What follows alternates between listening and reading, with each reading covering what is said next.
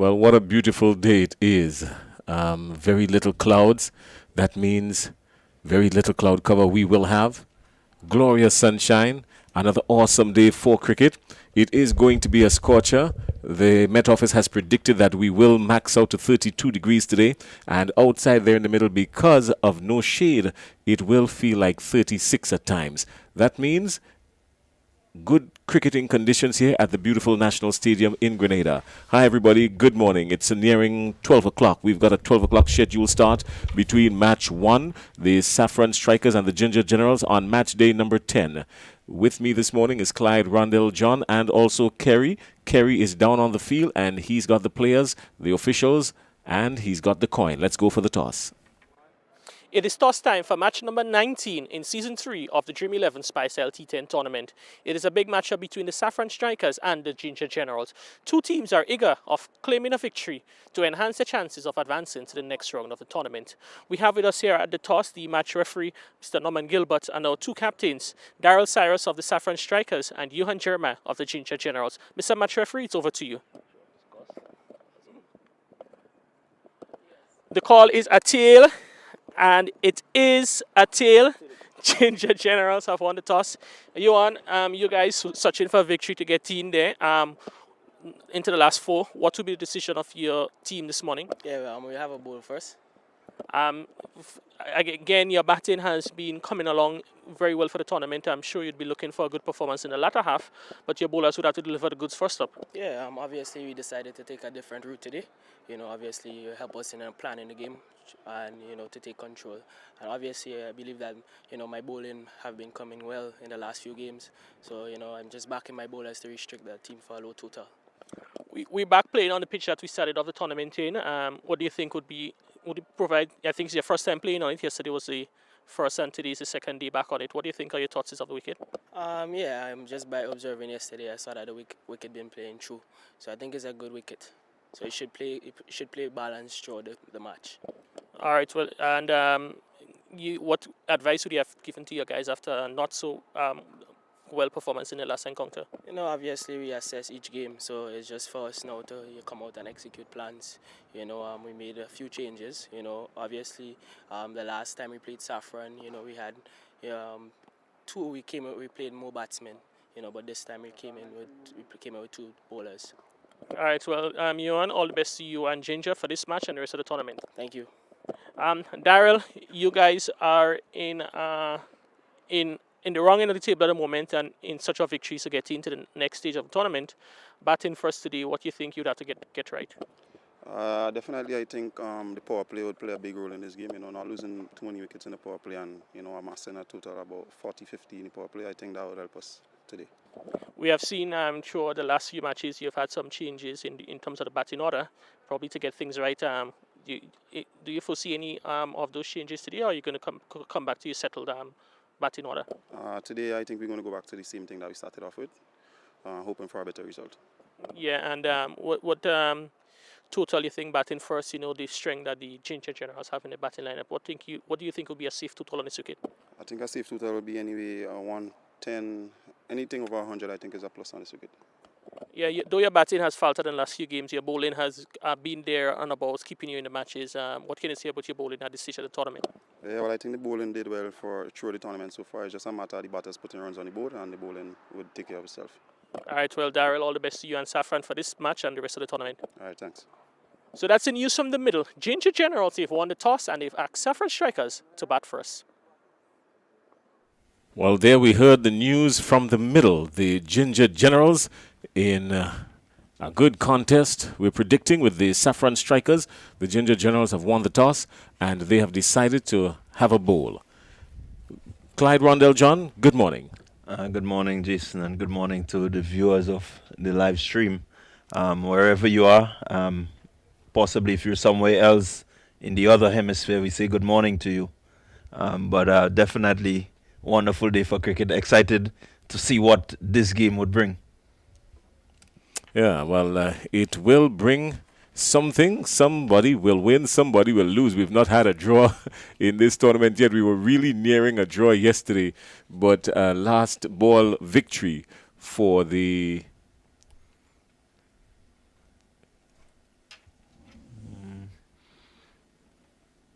Clove Challengers.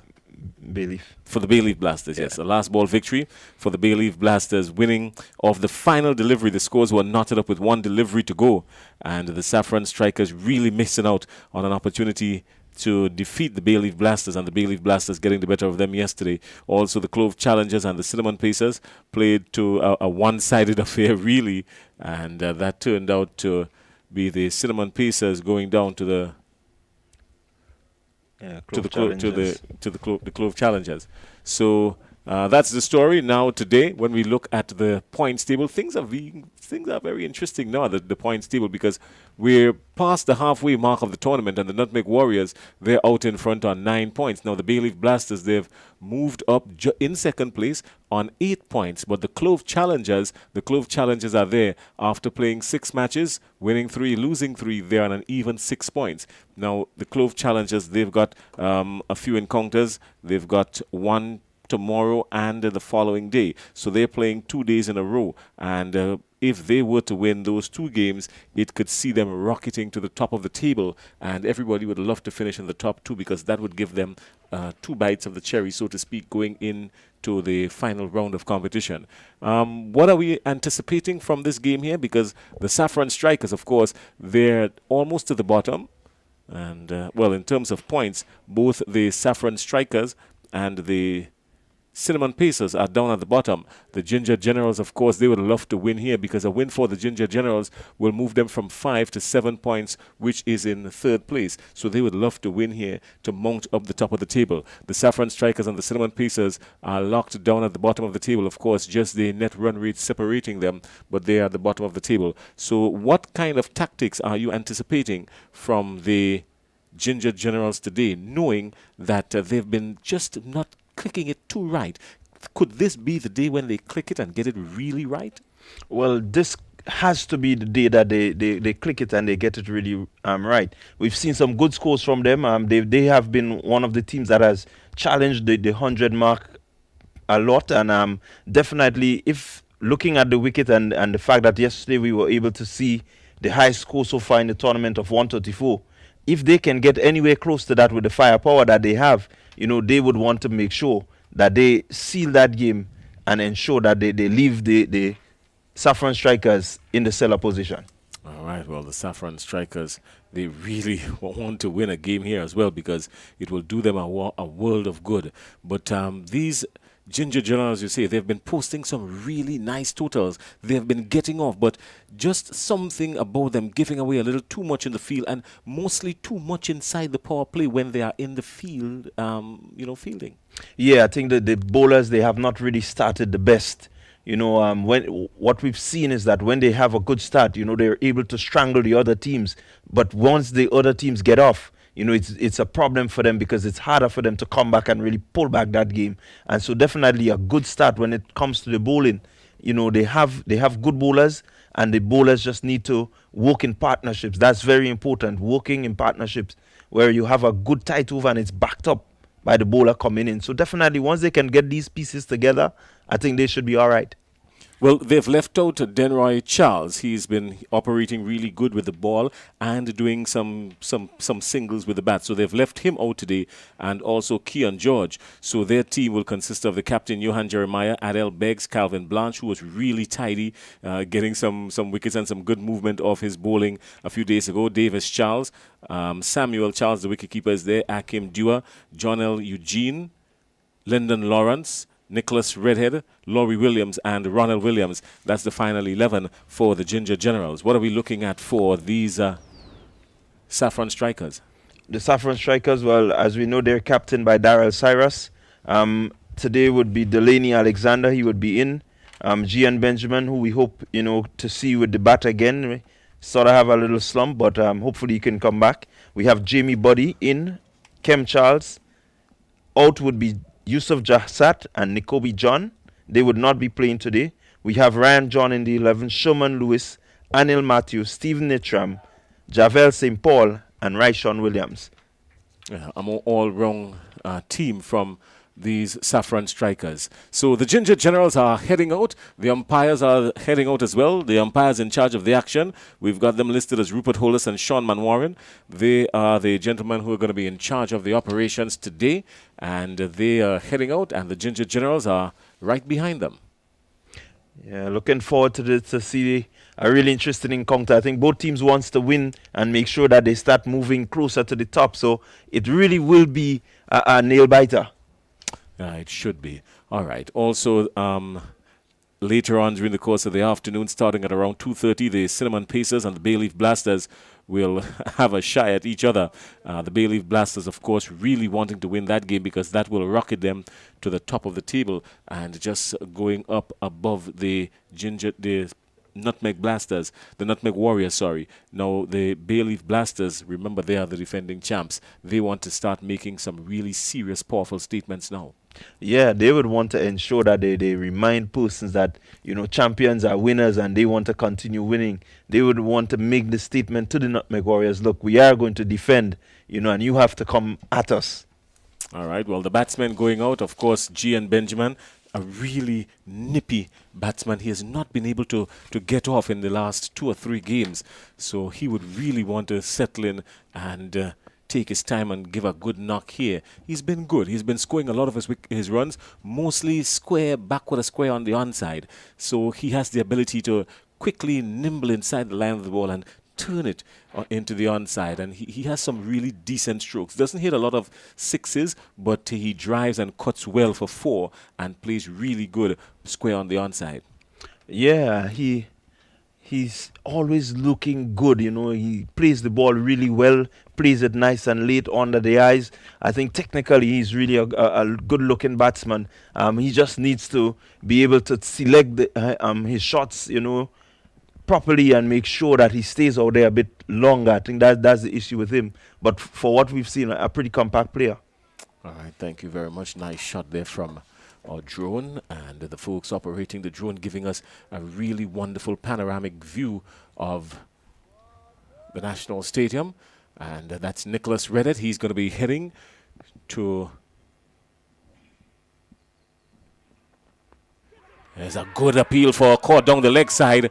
It nips something. We heard something, and the umpire raises his finger. So immediately, that looks like Stephen Nettram. He goes the very first ball of the innings, and the Saffron strikers in some serious trouble. That's Stephen Nettram. He was caught behind. Good delivery, but just angling, clips something. Maybe we need to look at it again because... yeah, I think as you look at it, you would recognize it brushed the gloves on the way out because the bat was away from the body.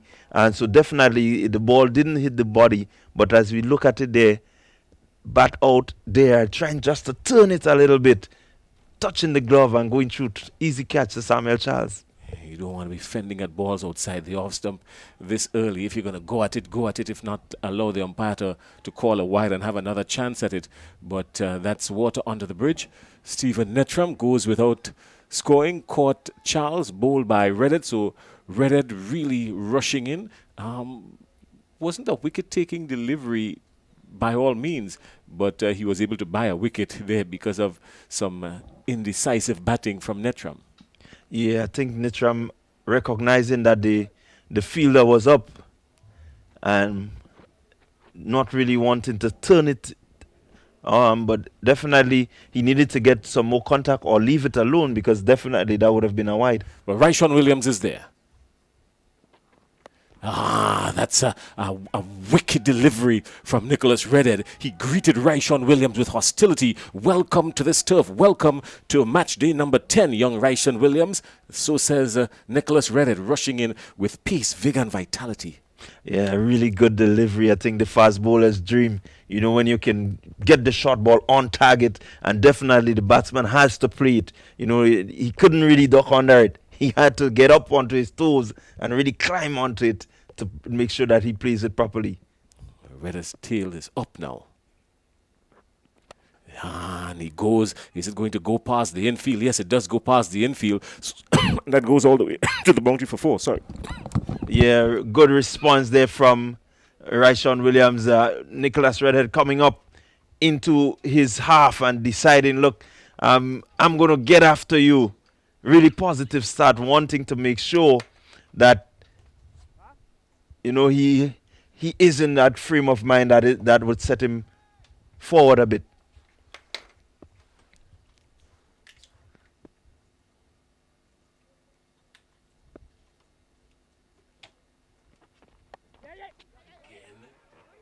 Sharp, quick single, danger here, but danger averted. The nimble Gian Benjamin races up the wicket and completes the single. So the Saffron Strikers are 5 for 1 in over number 1. Yeah, good start there by the Ginger Generals. Early pressure being set on the Saffron Strikers. Can they respond to that pressure? And that would be the question, because they seem to have good players, but the pressure out there just seems to be getting to them. Well, Nicholas Redden has induced a Dasani water break in the commentary booth. And, of course, maybe his pace was just so much that it affected me up here in the commentary booth. So Nicholas Redden is now heading to Gian Benjamin. Gian Benjamin, not the tallest of batsmen. And he's minute, to say the least. But he's very nimble behind the wicket, very good behind the wicket. Was unfortunate yesterday, missing a run out and a drop catch off the last delivery. And now he's with the bat trying to make amends for these Saffron Strikers. And Redhead is on his way.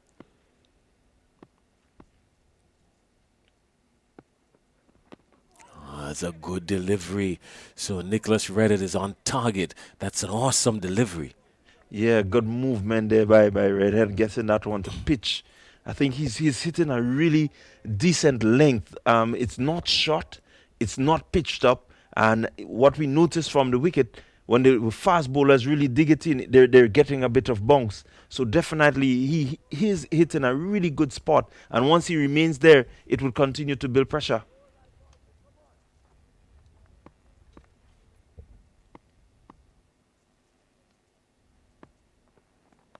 It's a good shot by Redham. That by Ryshawn, by Gian Benjamin. Sorry, that's an awesome shot. He got inside the line quickly and back with a square on the onside. It went there like a rocket for 4.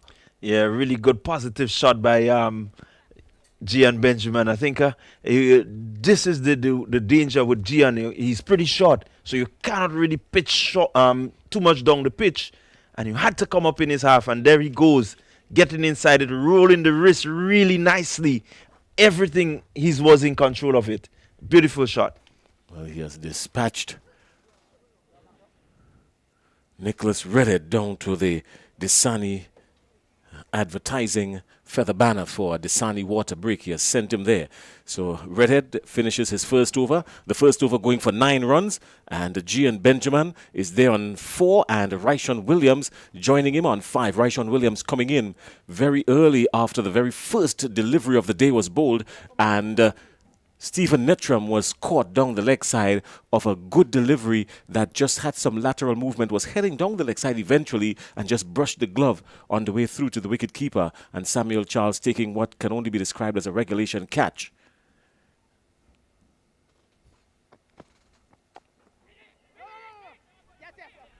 Yes, no, yes, no. And the single completed eventually.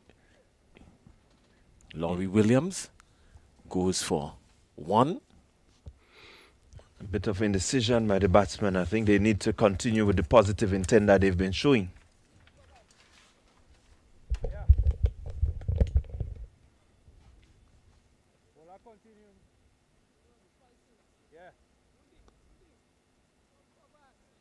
So Gian Benjamin will be well advised to tough out these difficult times inside the power play and bat deep into the innings, because if he does go deep into the innings, the Saffron Strikers could really post a good total here. He would love that. He's been missing out on a few good opportunities. It's a good day for him to get some runs today. He's driving, not convincingly, but still picks up a single coming off the toe of the bat. Yeah, good movement there by Williams. I think this is his the stock delivery that he bowls, which goes away. Um, Generally, the right-handers they look for it, but this time it came back, and he had to really be in a good position to play it.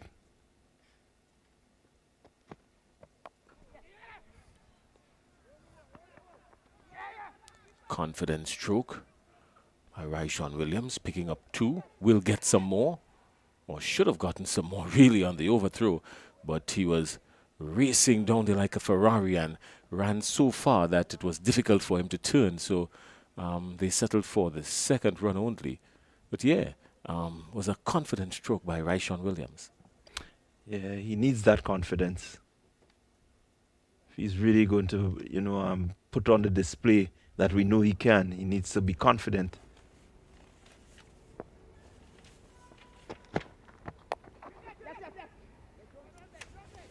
It's a good shot. Good, confident-looking shot. And a good work in the field.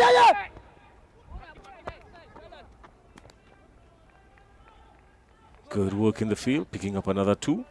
Yeah, good commitment there by Adel Beggs, chasing that one right down to the boundary, ensuring that he saved 2 runs for his team. I think the fielders, the batsmen, they expected 3, but he got up and was able to relay the ball to his partner, making it difficult.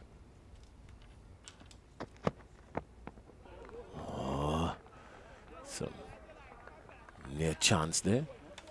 Yeah, good delivery again. The stock ball that moves away from the right-hander had him just fishing there. I think it's a hot day, but not time to be fishing as yet.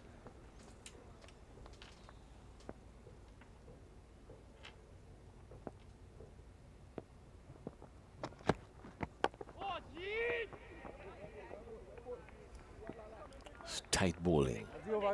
That's the over. At the end of 2, 15 for 1 are the Saffron Strikers.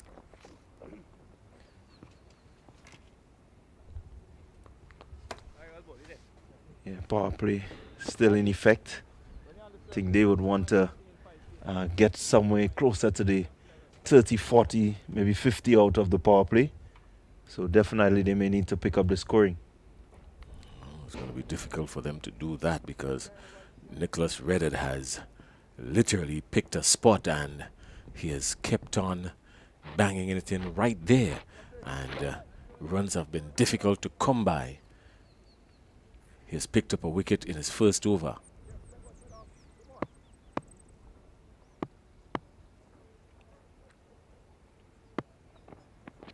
There's a near chance there for Gian Benjamin. Yeah, French cut. And for 4. Yeah, for a while there I thought it hit the stump, but it passed really close. I'm looking to see if the bails fell, but it didn't. So he got away with a really lucky one there. Well, fortune favors the brave, Gian Benjamin will tell you. So he's going to remain positive, at least so it seems. And he's got to find a way to throw off Nicholas Reddit. Reddit, on the other hand, does have different ideas. This time he's driving. That's a glorious shot. That's a magnificent shot for 4 through the offside. Yeah, beautiful shot there by shot Gian Benjamin. A shot up by a shot man that's rocketed to the fence. I think he put everything into that. The fielder had no chance whatsoever of getting close to that one. It was a bit aerial, but the shot was so powerful and he was so quickly onto it that definitely the fielder just had to retrieve. When you're in that sort of form and you're hitting the ball so cleanly, there is need for you to stay out there and bat. Surely.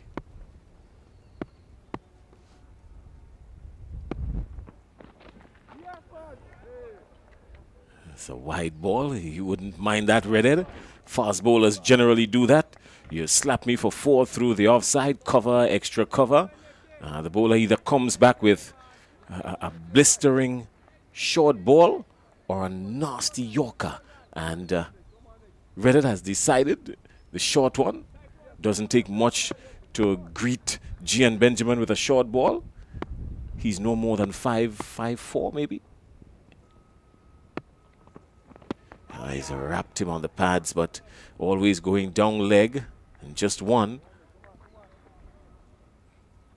Yeah, good over there so far by Redhead. I think he understands what he needs to do, but Benjamin is equal. I think he looks hungry for some runs today. You look at that shot that went through the covers a while ago. It tells you that he really is intent on scoring and scoring heavy today.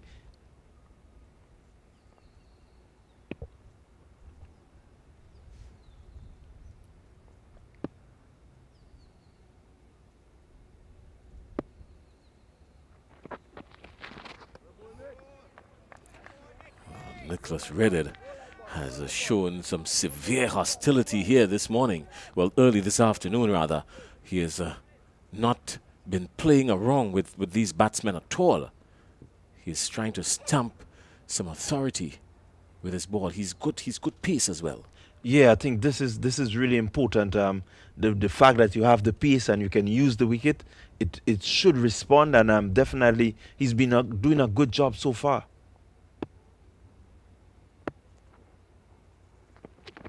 It's a massive stroke. Will it travel all the way? Fielders are trying to converge, but they are just going to retrieve it, and it goes all the way for a power 8 maximum. Picked it up nicely. Not too well timed, but still carrying for a power 8 maximum.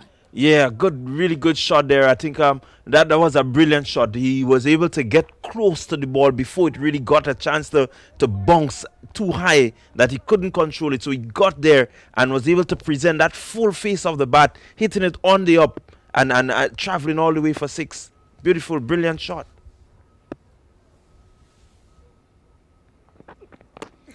Oh. It's all happening here. And that's the end of Nicholas Redded. And here's the 2 overs. His 2 overs going for 24 runs and picking up just 1 wicket. The wicket of Stephen Nettram, caught without scoring at the wicket. So after 3, the Saffron Strikers are 31 for 1. Yeah, and really good over for them. Being able to, just pick up the scoring rate a bit. They would need to ensure that they pace the innings well. I could imagine that their team would be targeting over 120.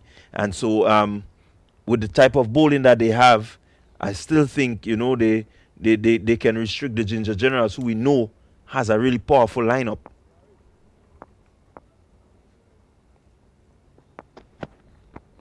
That's a good shot by Gian Benjamin. He's really wonderful. Square of the wicket, this time on the offside, and picking up an easy single. Yeah, got over that one really nicely. A little extra bounce there by Williams, and just being able to control it really, and picking up that easy single, but looking as a man that is set and ready to explode.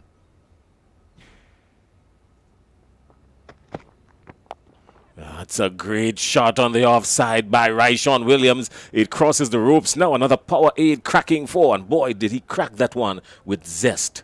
Yeah, again, you see the positive intent from the batsman. A really brilliant shot. He knew the fielder was in. He knew exactly where he was. And he didn't make any effort to keep it down. But instead, he went over the fielder, ensuring that he got enough bat onto it and placing it well down to the boundary. So again, the good, sensible cricket. Good batting.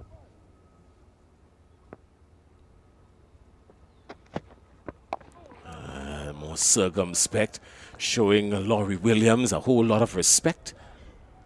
Good comeback delivery there, Jason. I think he, recognizing what happened the last delivery, decided to slow that one, and he pitched on the stump. So definitely the batsman had to think.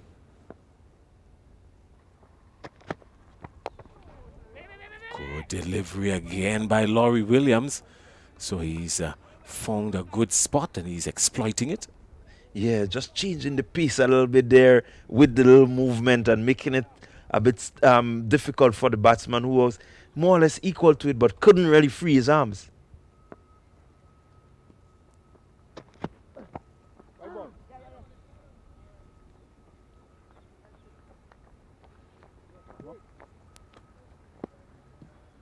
So these Saffron Strikers would really love to get up to about 50 runs inside the power play, but with just 2 deliveries remaining inside the power play, that's a long way off now. They're 38 for 1.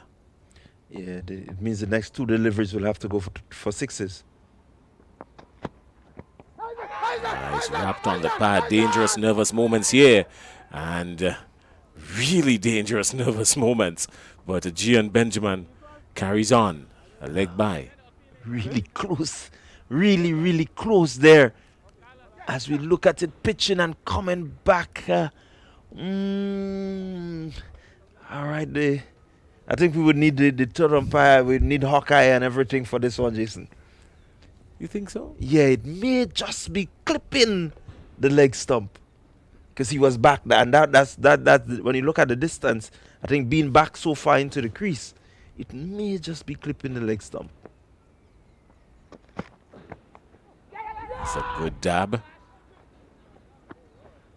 Really good running there, especially from Gian Benjamin. He was off to the races in a flash, and a good single. So at the end of the power play, the Saffron Strikers are 40 for 1. They're going at an even 10 runs and over, and they will get to 100, all things equal, but they would still want to get more than that, especially playing against the Ginger Generals, who has really exploded in recent times for above 100.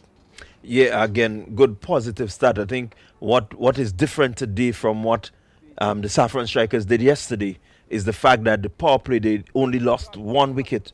And so it means that you have a lot of firepower in John and St. Paul, who have been hitting it pretty well, to come still. Cyrus can get the ball over the fence. So definitely, if these two were to bat together for the next, let's say, 2-3 overs and get anywhere between 25 and 30 runs, that could give them a good platform for the last 3 overs where they can, really belt it around. All right, well, more bowling to come for these Ginger Generals. Adel Beggs will be coming in from the River Road end, so both Laurie Williams and Nicholas Redded would have bowled out their 2 overs. So Johan Benjamin using his opening bowlers to try and stem the flow of runs, picking up an early wicket, the earliest of wickets. And they've restricted the Saffron Strikers, all things equal, to a 40 for 1 at the end of the power play. Not bad at all. But Adel Beggs will continue from the River Road end for the Ginger Generals. He's got Raishon Williams at the wicket on 21, and at the non-strikers end, Gian Benjamin is there on 14. Yeah, good move there by Jeremiah. Bringing Beggs, who has been in a good form with the ball.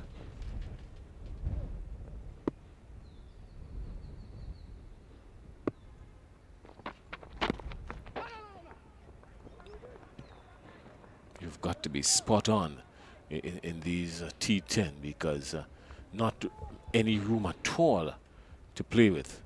Yeah, good start there by Beggs, looking to ensure that he keeps the batsman as tight as possible, not allowing him that ability to free the arms, and so he has to play a good, powerful shot if he intends to clear the boundary.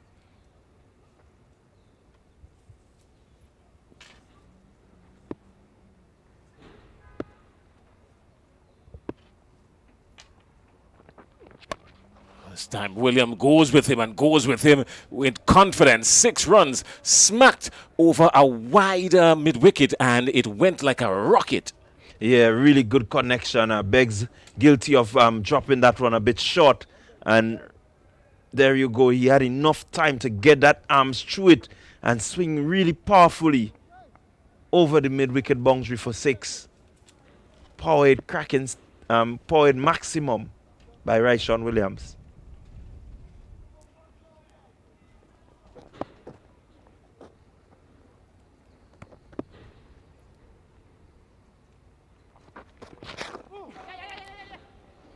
He's looking to hoist him over mid-on or maybe long on, but only managing to pick up a leg by. Really, Raishon Williams is intent now on giving everything the full treatment. Yeah, definitely a positive move by him, wanting to ensure. What was good about it, he sought to go straight. And once he gets that ball over the bowler's head, straight enough, the man at long on and long off will have to run across, and so his intention was good, but the execution just was not there. Good delivery by Beggs.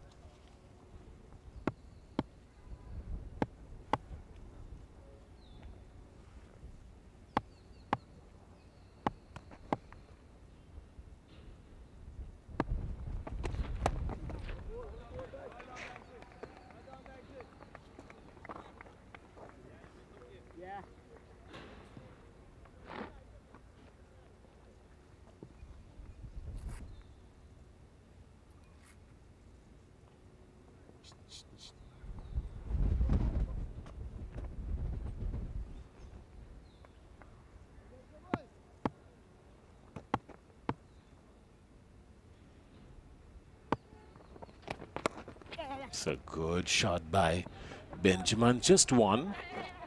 Coming back for two.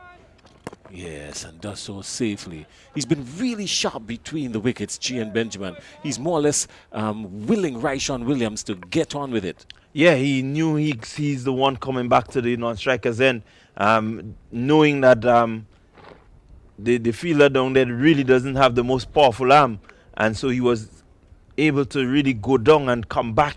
You know, he ran the first one hard and ensured that he came back in good enough time.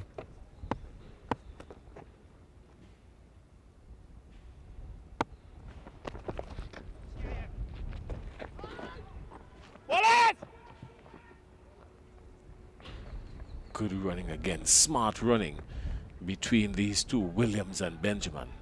Yeah, really good positive running, trying to make sure that they capitalize on, you know, everything out there. So far they ensured they have racked up some 14 dot balls, but you know, the intention of making sure that there is not much more, you can clearly see it. All right, well, we're having a conversation. Most folks will tell you that's the tall and short of it all. And they're having a intense mid-wicket conversation. These two Saffron strikers, really, they've got to have their eyes set on something above 100. They're still going at 10 runs and over. Yeah, you can see the discussion there. I think they're looking to maybe pick up the rate. Looking, surveying, maybe making a quick assessment of how the conditions are and really putting their plan now to effect. Well, the power play has ended, and Ronald Williams comes into the attack now for these Ginger Generals. Still attacking somewhat is Johan Jeremiah, because he has still got only one on the onside, two on the onside, two on the offside, sorry, on the boundary for G and Benjamin. There's a man lurking out there, sweeping, covering, cover and extra cover, roving that boundary. There's a man down on the long off boundary, and the long on is there, Nicholas Renard, and back with a square, and the man down on the square leg boundary, or the mid-wicket boundary rather. He's moved around now to mid-wicket. So they're trying to hold off on the boundaries, because these Ginger Generals realize that the Saffron strikers, especially Ryshawn Williams, can really give it the long handle. So they're trying their very best to contain the boundaries, and Ronald Williams will have the task of pitching it in the right areas. And he is struck directly over his head, the umpire having to take evasive actions, and Gian Benjamin was brutal there, smacking him, a power 8 cracking 4. That's a wonderful shot. Yeah, really good shot there. Again, what is important, you play as straight as you can. The fielder, there's not a bowler, a fielder directly behind the umpire, and so it's 3 runs once you can get it that straight. The man at long on had no chance of coming across, neither did the wide long off. So definitely a good shot.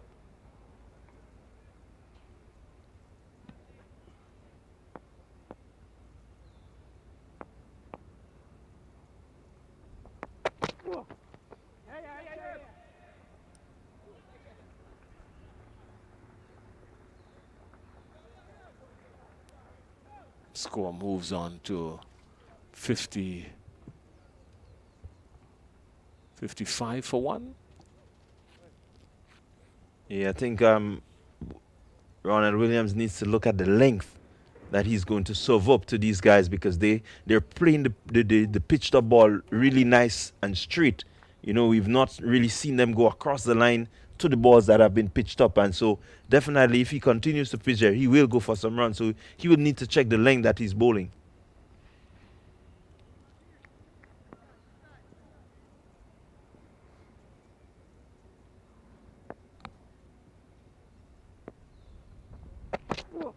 He's gone with him. Is it going to travel all the way? No, it doesn't. It's going to fall safely into the hands of that looks like Redhead, Nicholas Redhead, taking a really comfortable catch at mid-off. The ball ballooned into the air, stayed a while, and only Nicholas Redhead moved really. And good, simple, confident take. Safe hands for Nicholas Redhead. And that's the fall of the wicket. So Ryshawn Williams going for 27, caught by Redhead of the bowling of Williams. And the Saffron Strikers are 55 for 2. Yeah, good strike there by the Ginger Generals. Again, Williams using his head. He pitched up this time. He did pitch it up. But what he did was that he changed the line in which he pitched. And so he was asking the batsman to reach across, not really getting the body behind it. And so the only thing that could happen is that it got a really thick outside edge and balloon, because he knew that they were looking to up the rate. So there was never an option of really keeping that one down. The intent was to get it over the ropes. Good delivery. Yeah, really good delivery from Ronald Williams. So Saffron Strikers 55 for 2, still going at an even 10 runs per over. That's not bad, but they would really like to get it up to at least 11, 12, maybe 13 at this stage of the game, because with just about 4.5 overs remaining and knowing that the Ginger Generals, they've got some brutal batting, you want to make sure and put some really decent runs on the board. In the meantime, Ryan John, the man with the long handle who has been really good yesterday in particular, walks out to the wicket, and Ryan John really belted some deliveries yesterday. So he will love to continue in this good form. Ryan John has moved into the top 10 of batters here in this year's tournament.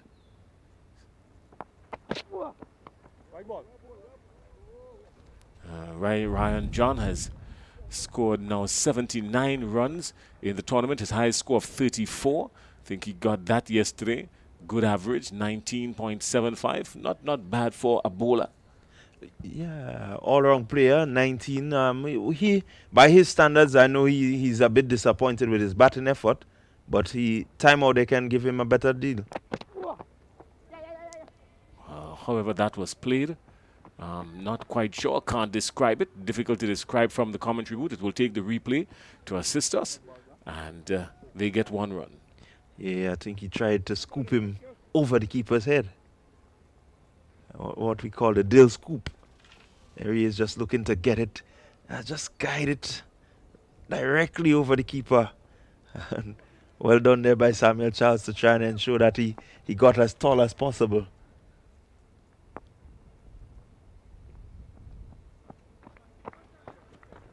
It's a shot, Jason, that we tend to see a lot coming in along with the reverse sweep. Have you ever seen that shot before, that particular shot? Yeah. That's a regular feature in white ball cricket. You didn't look at the replay closely. Maybe you need to look at it again.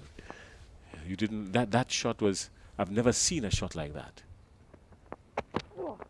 That's a beautiful, brutal strike there from Gian Benjamin. 1 bounce 4. Did it travel like a rocket? Yeah, he really climbed into that one. Short man, but not afraid to get his bat up over his head and really hit that one with a good connection. There he goes, standing tall and just pulling it through the mid-wicket region, and it raced like a bullet across the field. Good shot there by Gian Benjamin.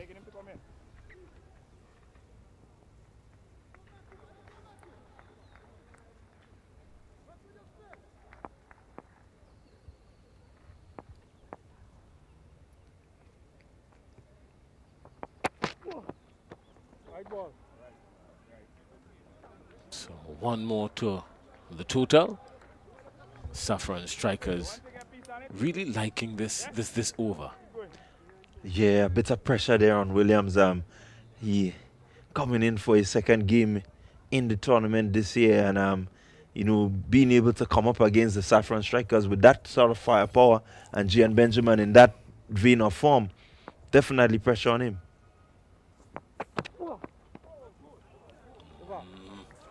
That's the end of the over. So at the end of 6, the Saffron Strikers are 62 for 2. The shot I was speaking about, John, it didn't. It wasn't the scoop that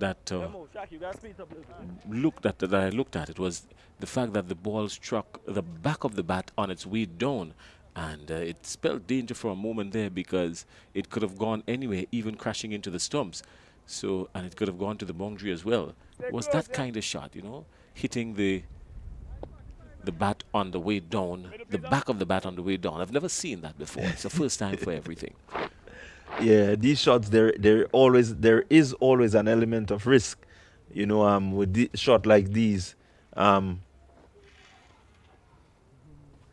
Calvin Blanche had a pretty good outing yesterday and the match before that, and he's been given the ball now by Johan Jeremiah, and Calvin Blanche will come in from the River Road end.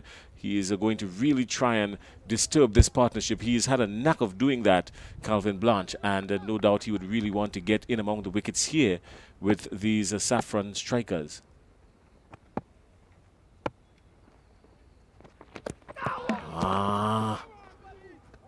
Immediately, Ryan John looking to give him the treatment, and Ryan John just barely surviving there. Needed to keep his foot grounded because wicketkeeper was onto it in a flash.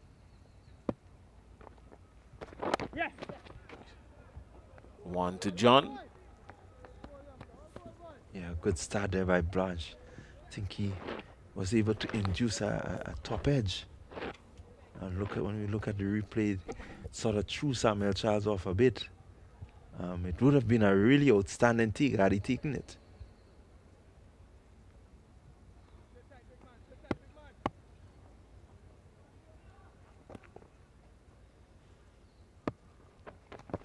Well, that's gone.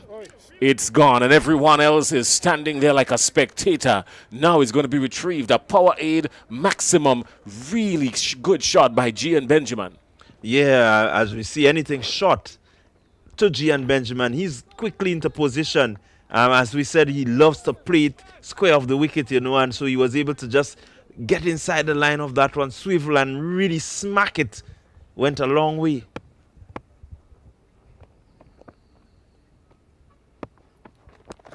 He's gone again with him. More runs here. 1, 2 bounces, 4 across the mid wicket. So Gian Benjamin has turned on the heat. Yeah, I think Blanche just a bit nervous there after seeing that one race across. I think he pulled this one down again, and you cannot bowl this short ball to Gian Benjamin. He will put that away in his sleep.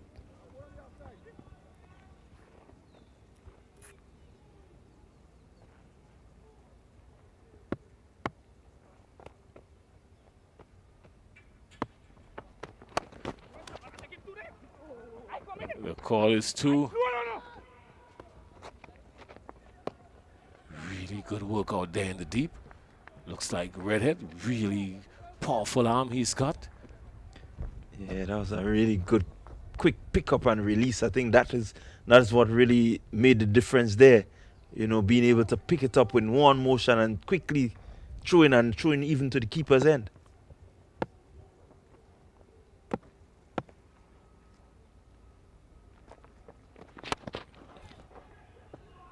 Call his catch. It goes down. Oh, wow. It's too hot to handle. Really should have taken it. That was more or less a regulation catch. The kind of catches that you get in practice. And just going down, just dropping it. Just dropping it. And the Saffron Strikers fighting this battle. They are 75 for 2 at the end of 7. Yeah, Dewar is not really someone that we've seen as a person who drops catches, but that one came at him, and it came at him pretty hot, and he was just not able to really keep it in the pouches. So big miss there. Definitely, they would have loved to see the back of John at this stage, just to ensure that, you know, they restrict the momentum that has been built up by these two batsmen. Akim Dua would really want to make amends for that whenever he's given the opportunity. Adel Beggs will continue but this time from the Dabo end. He's bowled 1 over already, going for 9. Start of the 8th over. Yeah, he will want to ensure that he comes back, a bit stronger. We know him to be pretty economical bowler, really good fielder. So definitely anything on his bowling where maybe John hits back, he will make a big attempt. But looking for a good over. Well, this one is gone. This one surely will travel all the way over the ropes. A power aid maximum, and Ryan John gives him the treatment. Welcome back, Adel Beggs. Yeah, good, beautiful shot there by John. Just getting inside of it, whipping, and not even looking at where you hit it. But a glimpse of Andre Fletcher there. The no-look hit for 6 over the leg side, and it was a beautifully connected shot.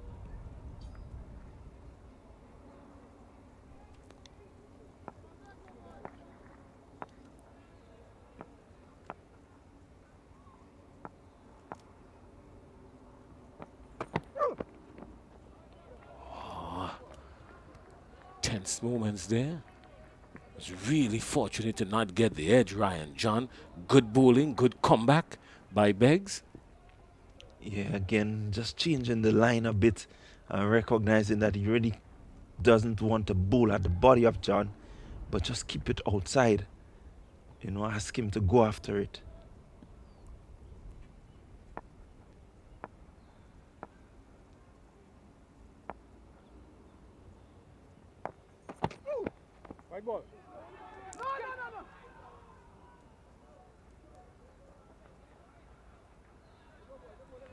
Beggs doing some hiding after being smacked around. Yeah, good, but it's a good delivery, asking John to come after him, to move, take his center of gravity away from where he started. So he has to move across if he intends to hit it for 6.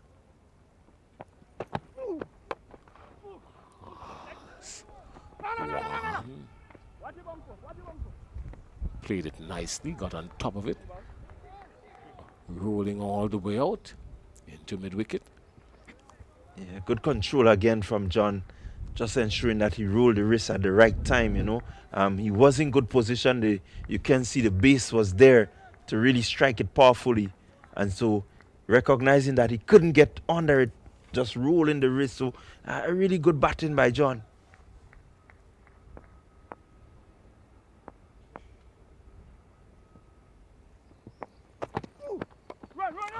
Hello, can you hear me now? How about this?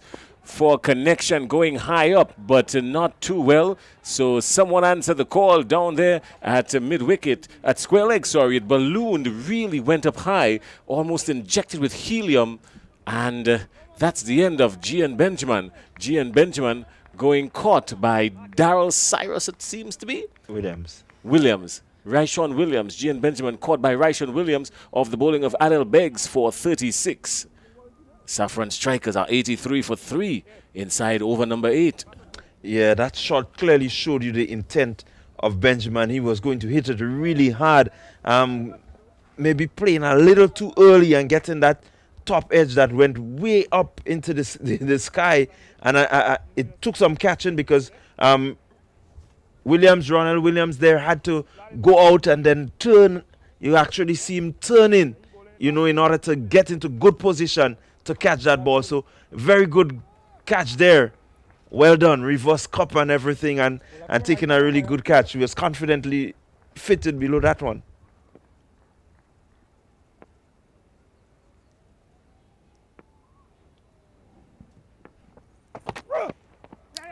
Javel St. Paul has been pushed out of the strikers end by Ryan John. He hustled down on him, really, as to say, get out of there, young man, here I come. And Ryan John really showing some seniority. It's a good day to do that because, of course, the executives, a whole lot of executives from the Windward Islands Cricket Board meeting today in Grenada here at the National Stadium. So I'm quite sure if Ryan John in particular, knowing that the officials are here, he would want to make sure he, gives a good showing. He's been in and out and, of the Windward's team, so he wants to give a good showing today in particular, and just about everyone else. Yeah, it's a great shot. That's an awesome shot there by Ryan John, just helping it down to backward a square for 6. That's an awesome shot. Yeah, brilliant shot there. Getting in line with the delivery, recognizing its full pitch, and again, just looking to get it over the man there at shot. Fine leg. Really good shot. Really good position. He was always in control. Needed just to get the bat elevated at a good angle over the head. 4 runs down to the boundary. Again, John just, wanting to assert himself as the batsman that we know that he can be.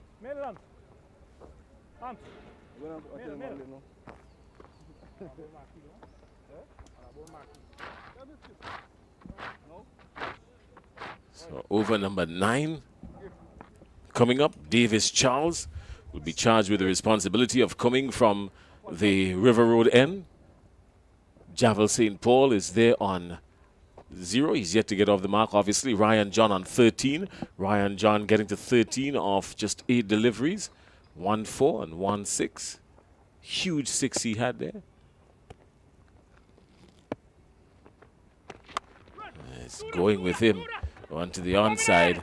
The call is 2. Will they get 2? Some anxious moments here, but the return comes back, wasn't well directed, and an easy 2. Yeah, good pressure there by the Saffron strikers. Recognizing the fielder had to run around, and definitely with the speed of John, he was going for 2.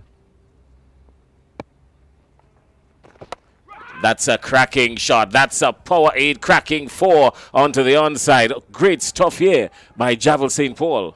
Yes, St. Paul has a strike rate, really a high strike rate, and is showing that he's the man that has always been tasked with the finishing of the innings. And once he's out there, you can expect the ball to travel across the ropes.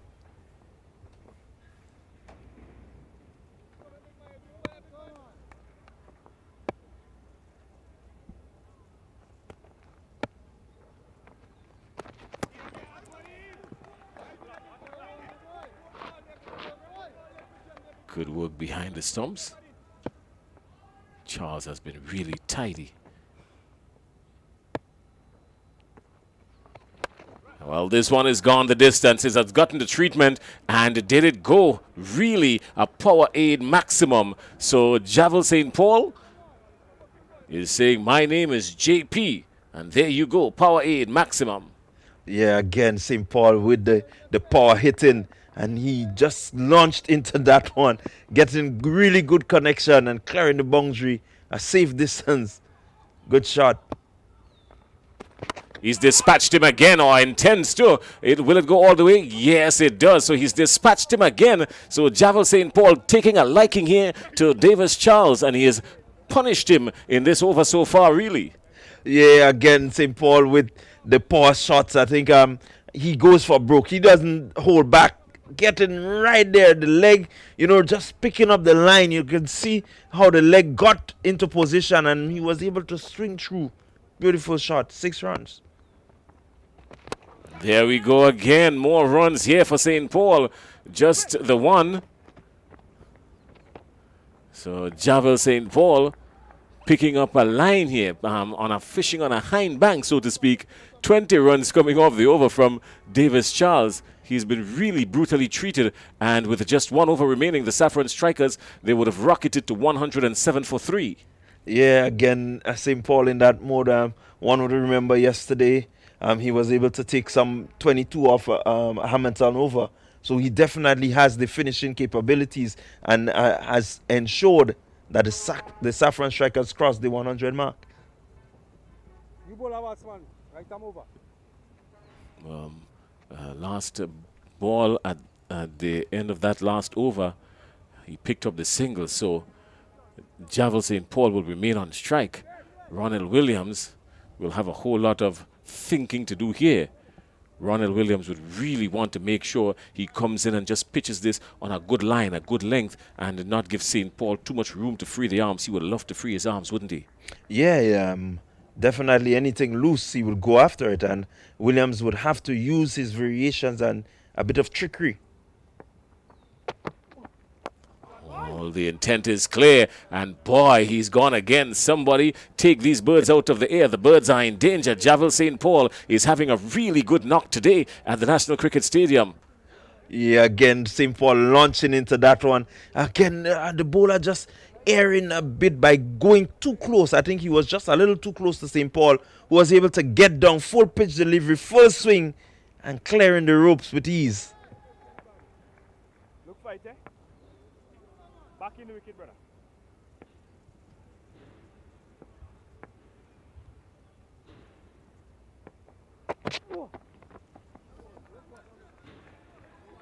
Would have thought he missed out there, but good bowling by Ronald Williams, just pushing it wider.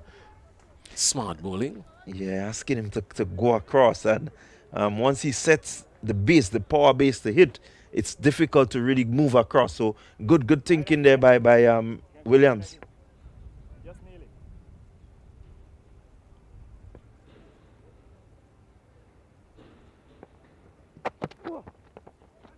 Good bowling again. 2 dot balls so far in this over. So really good comeback there by Ronald Williams.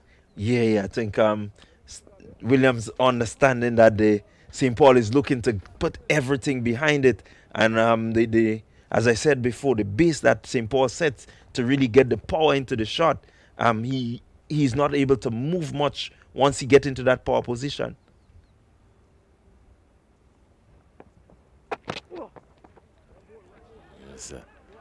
Yes, he has to do some thinking now, because with 3 dot balls and Ronald Williams just pushing it wide of him, probably need to consider changing his guard now.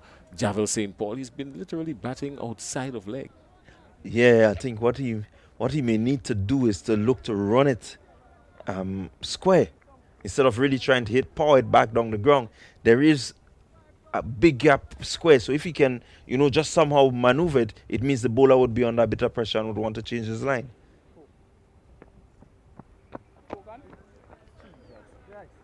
Well, he has changed his guard and he has come in just a little bit. So instead of batting outside leg, he has gone back to his leg stump guard. So he's more leg, middle and leg now. Javel St. Paul. This time he chooses to go outside leg again. His mid connection will get some runs here. There's a chase on, and the ball eventually wins, crashing into the Power Aid advertising board. So a Power Aid cracking 4. It was torture for these 2 fielders really trying to go after it, but a Power Aid cracking 4, and the Javel St. Paul picking up some runs here. The Saffron Strikers are 117 for 3. Yeah, good delivery by Williams. I think St. Paul looking to go outside the off stump, but he came a bit straight, and St. Paul just lucky enough to get the inside edge by playing that one down to fine leg.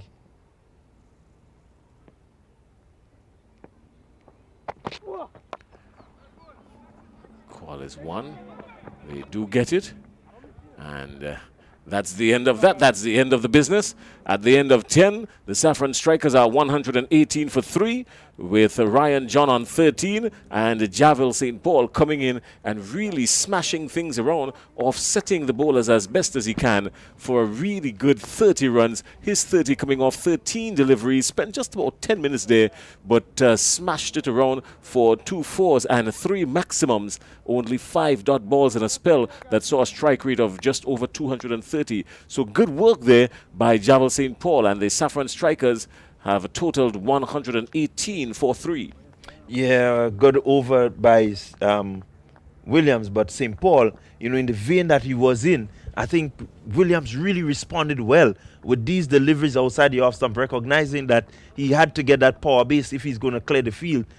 St. Paul not really a big man, so definitely he would want to set the base. So again, St. Paul, good striker, good hand-eye coordination, but top over by young Williams. No, for sure. All right, so that's it. Let's take a quick look at the bowling. Nicholas Redhead came in to the attack very early, first delivery, and picked up a wicket, picked up the wicket of Stephen Nettram, very first ball of the day. He was caught down the leg side, and after that, the wickets falling was Ronell Williams, who picked up 2 wickets, and he picked up 2 wickets. Calvin Blanche, no wicket in... no. Williams picking up 1 wicket. Calvin Blanche, no wicket. Davis Charles, none for 19 off his 1. Adel Beggs picking up 1 for 21 off his 2. And just the 1 for 24 after 2 overs from Nicholas Redhead. The other bowler, Laurie Williams, no wickets for 14 runs off his 2. So not bad. An economy rate for him, for Laurie Williams, of just 7. So he was the most economical bowler, though he didn't pick up a wicket. The batting card was really straightforward. Stephen Nettram going for a duck first ball. Gian Benjamin, a well-carved 36. Ryshawn Williams, 27. Ryan John, not out on 13, and so too Javel St. Paul, not out on 30, coming in and really stroking things around and bringing the total to 118 for 3, the Saffron Strikers. Do you think that's a good total for them against these Ginger Generals? Yeah, I think they may think that they're maybe 10, 15 runs short comparing to the firepower that they have. Definitely, they would have wanted to get off to maybe a faster start and maybe really put some more pressure on the Ginger Generals. But they will tell you a score over 100, they think that they can defend it. And so with the bowling that they have, the likes of Cyrus, John, who has been bowling pretty well, you tend to back them. As we often say, runs on the board is runs on the board. We've seen St. Paul bowl some crucial overs just the same. So definitely they could defend this. But the Ginger Generals will definitely go down fighting. Oh, well, the Ginger Generals, they really need to get among the runs here. Lyndon Lawrence is there in the batting lineup for the Ginger Generals. He sits at position number 4 on the runs table with 165. Devon Smith is leading that table with 194, but not too far off because Devon Smith, Nkosi St-Hilaire, Andre Fletcher right there, 194, 183, 172 respectively. And then Lyndon Lawrence, who was at the top of the table for a brief moment, has dropped down to 4th with 165. He can really get up there today if he does get off. So look out for him. He's going to have to do a lot of batting. And Johan Jeremiah, of course, is right behind him on 122. Johan Jeremiah can really get up and get among the runs today. He would love to do that, to put these Ginger Generals in a better position. They need a win here today. They're in 4th. A win today could carry them all the way up to 2nd. Yeah, they really would want to ensure that they get the win. As we get closer to the business end of the tournament, you will want to see that the teams, really begin to make sure that the machinery is in good order and they know what, they need to do in order to keep winning, because it's going to be important that they keep winning from this stage forward. No team, I don't think any of the teams will want to, really be on the losing side. They would want to make sure that they set a precedence that the others will have to follow and make the statement so that they know for a fact that, they are in the ascendancy and they're willing to go all the way to win the 3rd edition of the Spice T10. All right. Well, while we're doing all of that and saying all of that, we will just break for a brief moment. We will have ourselves a Dasani water break, and we'll come back in a few minutes, and we'd love for you to join us because the reply will be on. The chase will be on. The Ginger Generals will need 119 runs to win, and they've got 10 overs to negotiate that. What will happen? Time alone will tell. Join us for the chase in just a little bit.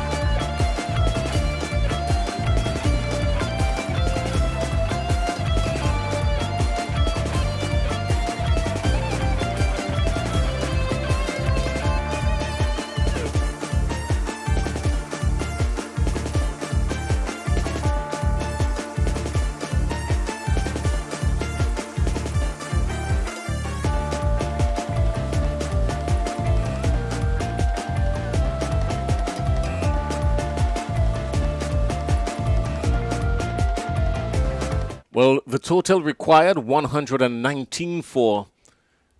Yeah, 119 is what they require. The Saffron Strikers got to 118 for 3. And by all things equal, these Ginger Generals would view this as very gettable target. But this is the game of cricket and anything can happen. And Clyde Rondell John, we are getting ready to witness the chase. The umpires are out. The Saffron Strikers are out in the field already. And the Ginger Generals sending in Lyndon Lawrence, and Captain Johan Jeremiah is leading from the front. Yeah, good opening pair. We've seen them do a lot of work. So definitely, the Saffron Strikers, they would want to execute the plan that they would have for these two batsmen, because I think these are two well-known batsmen to everyone. So definitely, they would have a plan and they would want to execute as best as possible, ensuring that they restrict the fast-going Lawrence, especially during the power plays. He's really brutal. And so if they can have him, keep him quiet for the power play, then they just might have a sniff. But outside of that, once he's going, I know he will be explosive. So a lot to be played for. Let's see how they go. So who's going to open the bowling for the Saffron Strikers? It looks like Delaney Alexander.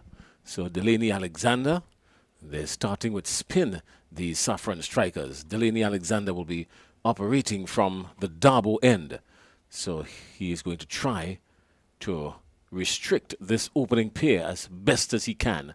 Johan Jeremiah is on strike. Lyndon Lawrence is at the non-strikers end. The chase has started. And immediately the scoreboard is activated. And in the extras column, the umpire having no difficulty there, not even a second thought, spreading his arms.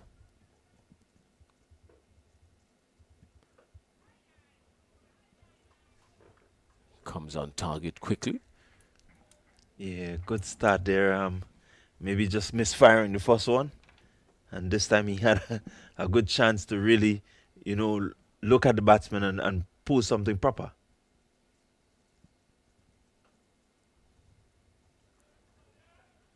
Would have wanted to play that a little square of the wicket, wouldn't he? Yeah, definitely. Maybe needed to give himself a bit more room to carve it through the offside. Stymie pulls. That's a great shot. He was on to it in a flash. And Johan Jeremiah, one bounce into the mid-wicket boundary. A power 8 cracking 4. Good way to start things for Johan Jeremiah. Yeah, really good-looking shot there by Jeremiah. Using those powerful arms of his and being able to just whip it through the vacant mid-wicket region. The man out there on the fence had no chance. Getting down on that knee and just making sure that he got good power, good connection onto it. So good start for Jeremiah.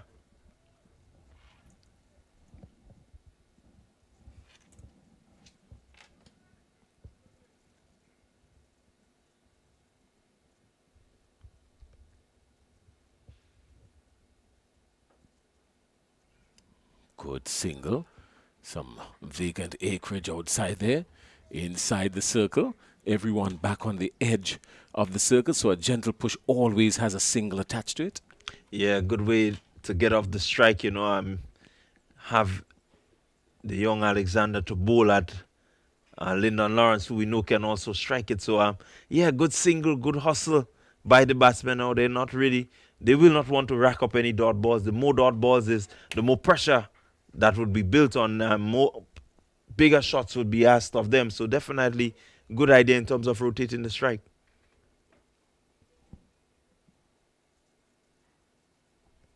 Lyndon Lawrence slaps him through the onside. Ryan John is there. Really good work in the deep by Ryan John. He was slapped down to mid-on, and it was really cleanly taken by Ryan John. So good cricket all around. Well bowled, well played, and well fielded. Yeah, good cricket, John. Really brisk out there, moving quickly, getting down quickly.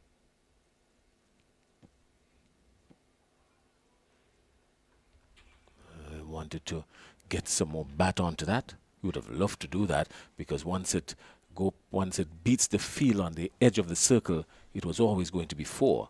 But That's it at the end of over number 1. The Ginger Generals, in reply, are 7 without loss.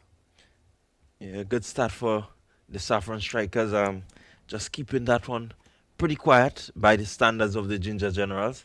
So a good over by Alexander, just being able to restrict the arm swing of the batsman. And so definitely he would feel, really in a good vein, like he's really into it. Will want to continue maybe in the next over.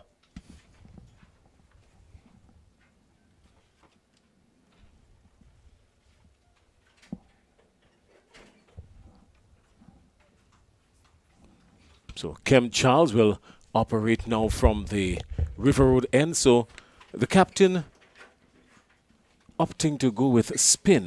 Daryl Cyrus going with spin at the start of this innings.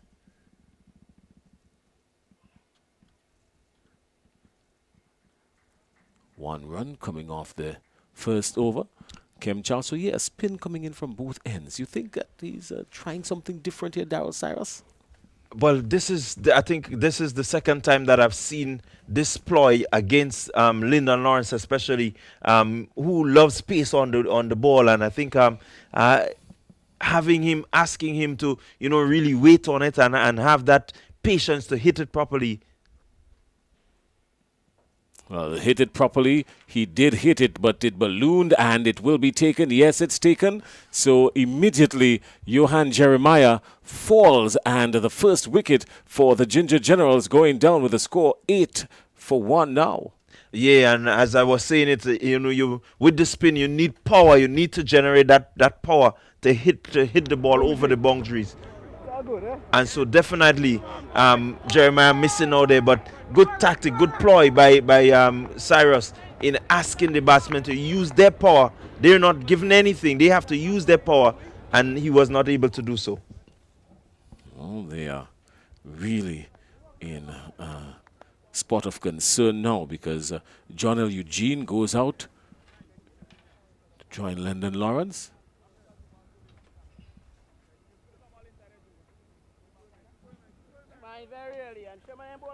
John L. Eugene can strike the ball around. Very early, and Sherman and ball over yet, guys. A lot of pace to come. Ryan ball yet. Sherman ball yet. Keep working, man. Keep working, fellas. Yes, wouldn't believe that powerful voice is coming from the shortest man on the field. That's Gian Benjamin, wicketkeeper Gian Benjamin. Down, Skitty. Move it, Scott. Go move it, Scott. Yeah, I think the Saffron Strikers are really feeling, themselves out there and really willing to get themselves into a position where they can keep. Indecisive there, but putting the fielder under some pressure, and the pressure system worked there for the Ginger Generals. Yeah, good pressure. Again, the bowlers, the fielders, they really, in that mode where they believe that they can overhaul, they can put down the Ginger Generals.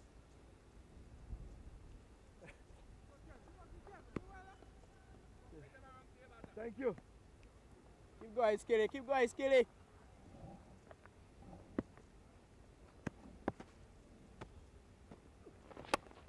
Lyndon Lawrence goes after him, and it rolls into the boundary now, up into the offside for a power 8 cracking 4. So Lyndon Lawrence has decided he's going to go with him. Went with him, a bit aerial, but safe. I think a good shot. Understanding that the men were up in the circle, he just opened the bat face a bit and was able to carve it up over the men on the offside and picking up a welcome boundary. This time he goes straight. And he goes all the way. A power 8 maximum. Really clean hitting there by John L. Eugene. Really clean hitting there, going all the way. Lyndon Lawrence, I think it was. Yeah, Lawrence again. I think the the problem there was that he got too close to Lawrence. If we look at it on the replay, pitching that in his arc, and once he gets into that power position where he can free the arms and really swing hard, he swung hard and got the full treatment. So at the end of 2, the Ginger Generals are 19 for 1. The Saffron Strikers were at the same position, really. They were 20 for 1 at the end of over number 2. They were going at an even 10 runs and over. So pretty much similar positions. Delaney Alexander will continue from the Dabo end. John L. Eugene is looking to go with him.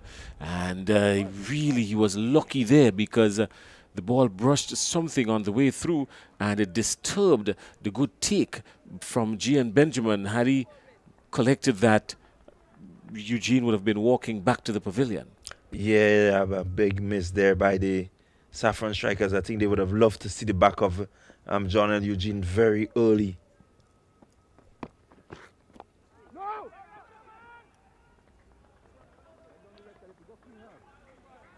Tight bowling.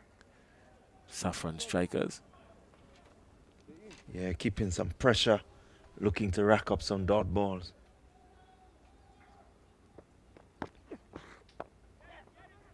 Easy.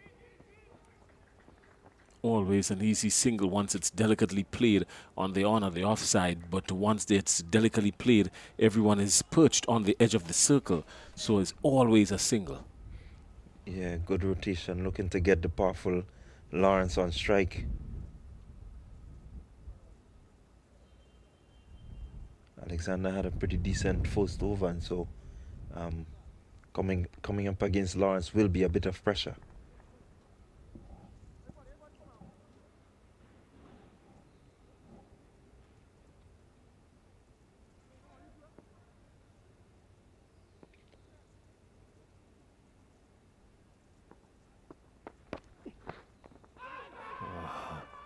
Comeback came back into him really sharply. So good movement off the wicket for Delaney Alexander. He's been getting the ball to grip and turn. Yeah, I think the pace of the delivery was really important. Earlier in the tournament, you noticed the spinners, they were trying to really rush it in, but this time the wicket responding to the grip that is out there, and so they're getting a bit of turn. So gone all the way for 6, a power 8 maximum. So Lyndon Lawrence really taking a liking to this spin bowling. He's cracked it away for 6. He has raced to 18, the 26 for 1. Yeah, good shot there by Lawrence. Again, not really in total control. I think if he was in better control, he might have launched that out of the park. Control he was. That's not 6, that's 7. It's gone. Really, it has gone some really good distance back. He gave it the full treatment, the full handle, the hammer and the handle, and it went all the way for 6 runs. Power 8 maximum. Yeah, an improved shot this time by Lawrence. The first one, he didn't really connect it as he wanted it, but this time you can see the connection, and it raced. It really came off the middle of the bat, and there was no stopping this one. Power 8 maximum. Lawrence on a roll. After 3, the Ginger Generals are 32 for 1 with John L. Eugene on 2 and Lyndon Lawrence on 24. The batsman going down, Johan Jeremiah, caught by Stephen Nettram of the bowling of Charles for 5. Keep going, skipper. Yeah, again, Lawrence with his power, he's always a dangerous customer. Darryl Cyrus, the captain, leg break bowler, comes into the action now from the River Road end. He wants to try and break this partnership. More importantly, he wants to try and see the back of Lyndon Lawrence. Short his catch. That's a really good take there, just at square leg. So John L. Eugene trying to whip it away on the onside, miscuing it and sending it straight to square leg. That's an easy catch. The Ginger Generals are 32 for 2. Yeah, he was cramped there for room. Cyrus, pitching that one, it bounced and really cramping him. He couldn't really get the arms to get it over the man there at the square leg region, backward square, and definitely a big blow. Akim Dua takes a catch lunging forward, and as he comes forward, we see the Ginger Generals losing their second wicket in John L. Eugene. Akim Dua now comes to the wicket, So Akim Dua now comes to the wicket. He will join Lyndon Lawrence. Lyndon Lawrence would now want to consider batting really deep into this innings for the Ginger Generals. Yeah, he will have to bat deep. Again, two good, powerful hitters of the cricket ball. If they get off here, it could draw the Ginger Generals a bit closer to victory. Maybe one of them will have to play a more sedated innings just to ensure that they remain there, that the threat of the big hitters remain, while one can be really explosive and get closer to the target. So they definitely have to plan. I don't expect both of them to be going great guns. Over the infield, uppishly 1-2 bounces into the boundary, 4 runs just to back with a point. A good power aid, cracking 4, and immediately Akim Dua gets into the action. He's on the scoreboard 4. Yeah, short delivery there, and definitely you bowl that to Dua, he will put it away, and so Cyrus would want to make sure that he's a little more tight in his bowling. Steven.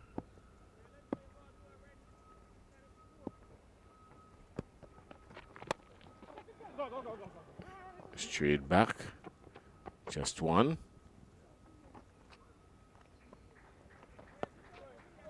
Yeah, I think he misfired there, not really getting the sort of connection with mid-on up in the circle. Definitely anything over his head would have gone to the boundary. Keep going, Scotty.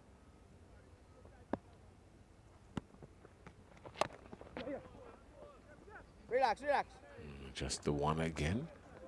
Keep going, Scott. So they've been rotating the strike this over. Just boundary coming off the over to this point. 2 legal deliveries remaining. Keep going, Scott.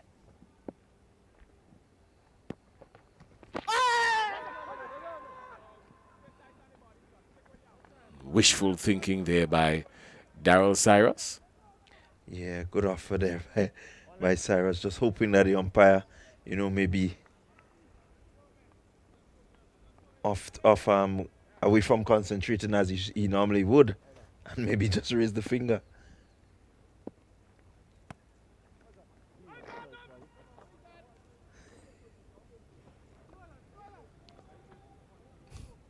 He's done that a number of times, hasn't he?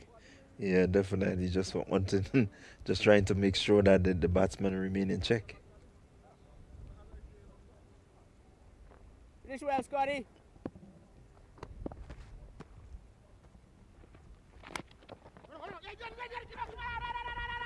I think he was safe. A good rifling return coming in, but he was always safe. Yeah, good quick hustle there by Lawrence. I think he might have had a late start, but was able to put on the gear in the right time and get across the line.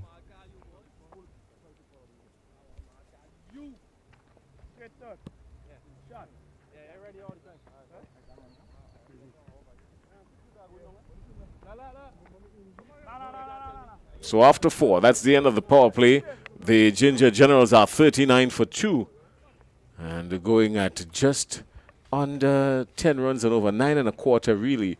And still 80 runs required from 36 deliveries. So no doubt they would really want to up the run rate now and start picking up some boundaries here and there.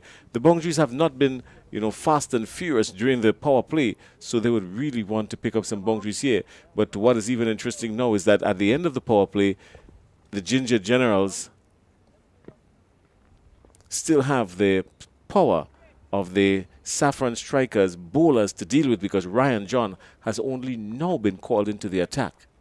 Yeah, and it says that there is a big contest going on here now because Dua, who can strike and strike well, is coming up against John, who has been bowling some really good tight overs. He may not have had much success in terms of wickets, but his overs, they have really gone, you know, at a pace where he's not giving away much.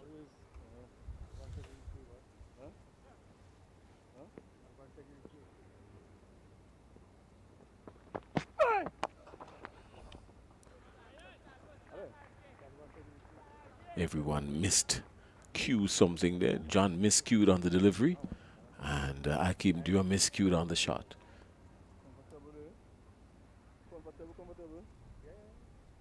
Good start by John. Yorker length. And this time he's made connection. Is it going to be caught? There's some danger here, and some good work on the edge of the boundary.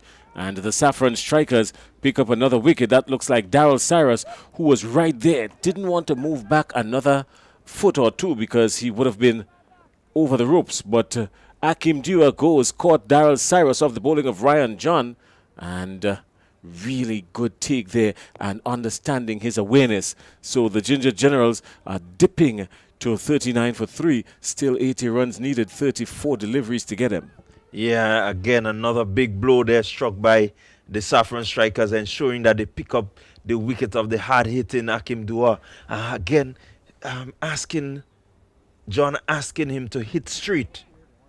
And maybe if Dua could have just opened the face a little, you know, to get it away from Cyrus, then that might have been a little bit more effective, because it means now that Cyrus had to run around to really get to it. But unfortunately, he got good connection, but was unable to clear the boundary. Well, Samuel Charles comes in for the Ginger General. Samuel Charles, the wicket-keeper, he's really nimble between the wickets. He really likes to push it on, pick up ones and turn ones into twos. He's been capable of doing that, and he's been able to do it for the last few matches. Also a clean strike of the ball once it's coming on. So a good move here for the Ginger Generals to bring him up maybe just one up the order. So Samuel Charles joins Lyndon Lawrence, who's there on 25. And Ryan John is into over number 5, the 5th over. He's got 4 legal deliveries remaining in this over. Yeah, good. Again, good start. This is where you see they take a bit of time just to make sure that they set their fields properly, because they know each other really well, Charles and John. Well played by Charles.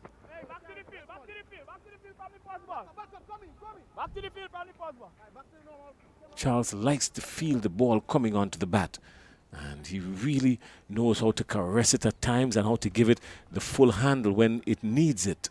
Yeah, he's a really elegant player. Once he gets going, he hasn't really had an opportunity to strike it around, as we know, but he's able to really get into really good positions. He's a good timer of the cricket ball, and once he spends time out there, he will get runs.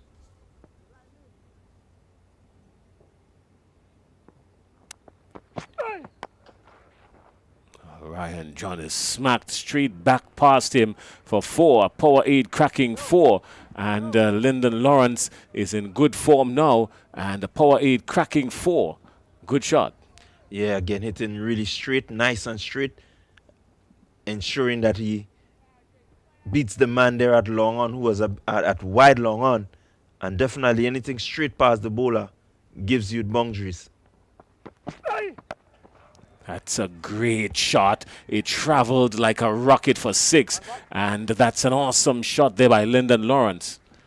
Again, John missing length, and with the quality of batting and the quality of hand-eye coordination of Lawrence, I think anytime you miss your length, he's going to dispatch you. And John, while bowling really well so far, once you err when you bowl to Lawrence, he will capitalize, and he has done that. Lawrence just putting pressure back onto the Saffron strikers a bit.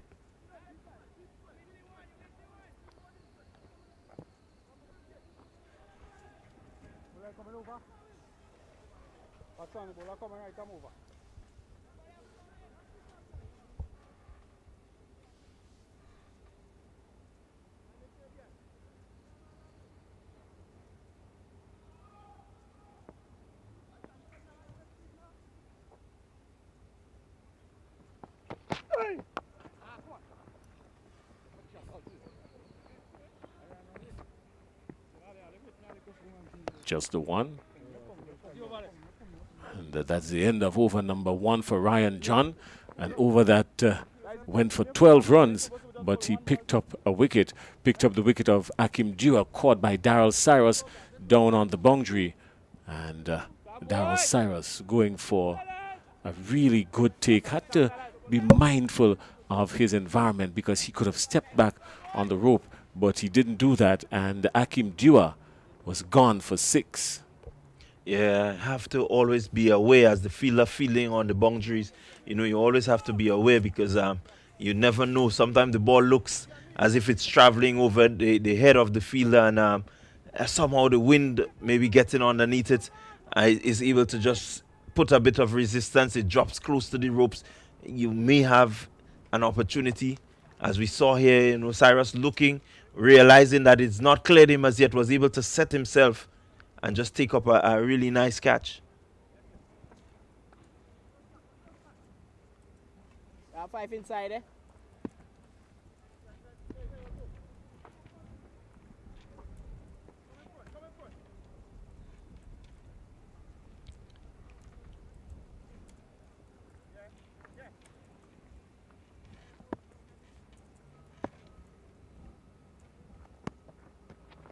Get! Too hot to handle there.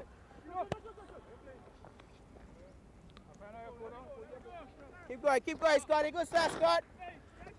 Yeah, that one was hit back really powerfully.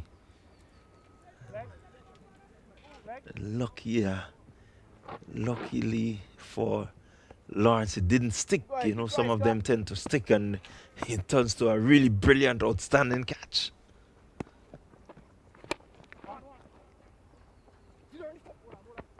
Just one. Push it, give me feel, push it. On the T10, push ya. Push. Keep going, Skip. You're doing well, Skipper. The intention from the bowlers there has been very clear. Let's push it and turn ones into twos. They need to do that.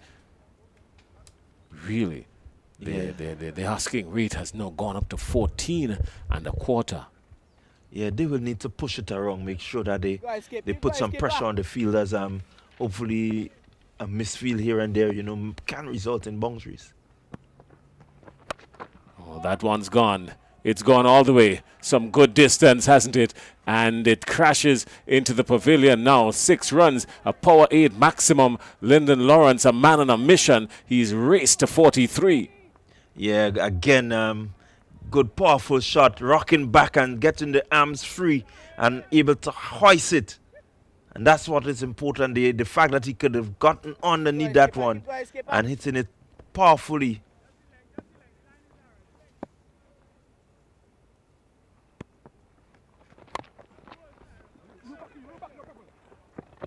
Going with him again, looking for the big one, but just getting the single. So Lawrence moves on to 44. From just there. Bad throw from just there. Stump up there. Finish well, Skipper. Finish well, Skip. Yeah, the pressure is on.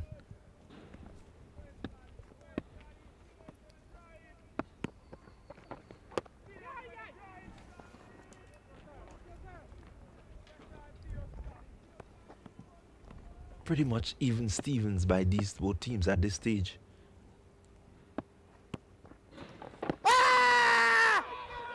It's always going down leg. That's wishful thinking there. But just a shout to keep the batsmen on their toes at the end of 6, 60 for 3. Yeah, pretty much even Stephen going at 10 runs and over. But they would really want to up that because these Ginger Generals still require 53 from 24 deliveries. So it's not as close for them as they would think. They need to really up it. Yeah, one big over is what they would really need to get back on pace. But more or less, if you look at it, the Saffron Strikers, they were 62 for 2. And the Ginger Generals, they are 60 for 3. But having Lawrence out there, who we know can strike it, could really bring that game towards the Ginger General. So they would need to get Lawrence and maybe put a stranglehold on the remaining batsmen if they intend to win this game.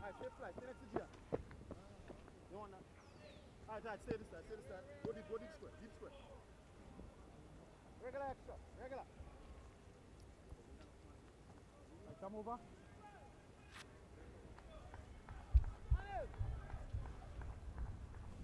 Changing the bowling now. Sherman Lewis will be coming in from the Darbo end. Sherman Lewis coming into the attack for the Ginger Generals.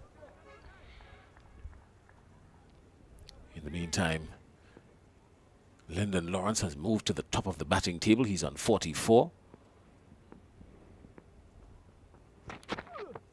And that one is gone. It has disappeared. Not a man moved just to retrieve it eventually. That's all that will happen. It went like a bullet. 6 runs, a power 8 maximum, and that brings up a half century too for Lyndon Lawrence. His half century coming up off 15 deliveries in just inside half hour. Really good batting here from Lawrence. Yeah, really good striking there by Lawrence. And one knows once he's out there, there will be pressure on the Saffron strikers. Making really good connection onto this one. And again, we see that he's the factor. I think Sherman Lewis will want to ensure that he closes off the over well. Has to be on spot because anything loose, Lawrence will capitalize. Oh, he's a long way from closing this over. That was the first delivery of the over. So Lyndon Lawrence has dispatched him with brutality. Looking to go with him again, Lyndon Lawrence. Not making connection. Been asked to take a rest, take a 5. Gather yourself at the non-strikers end. We cross for a bye. 67 for 3. 52 required off 22. Yeah, an equation which will take some hitting. But again, you like the aggression of Lewis just coming back there and really getting that one, climbing into Lawrence, who couldn't really respond and taking it on the body. But surely pressure on so far.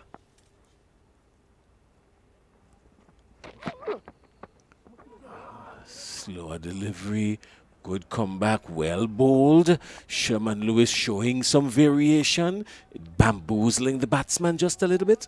Yeah, I think looking at the length that was delivered there, Charles ready to crash it over the offside, but recognizing that he was too early into the shot, couldn't really do anything but watch it go through to the keeper.